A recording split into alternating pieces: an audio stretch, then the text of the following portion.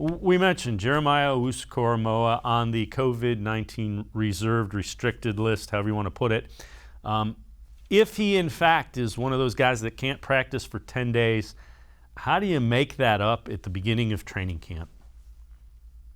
I think it's really challenging. I think for rookies especially, when you have something like this that keeps you away from practice, I think it's really tough to catch up. And I think, Jeremiah Owusu-Koramoah, luckily he was there all spring, starting in rookie minicamp and through OTAs, through mandatory minicamp. So he's got all of that.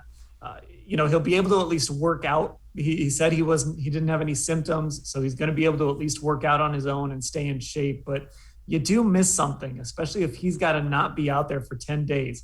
If you had to choose 10 days to miss, I guess it would be these 10 because you're kind of ramping up and kind of getting physically ready to go for training camp in the preseason. But we've seen this with rookies before where they pull a muscle or something happens and they just never quite get it figured out in time for the regular season. So I think it is a significant setback, or at least potentially could be, for Owusu-Koramoah. Yeah, it's like old school before the rookie salary cap and the slotting. It's like a holdout. It's like, no, you and I remember what that used to do to some of the rookies, and that's the good news is smart guy, but he's going to be playing catch up when he gets back.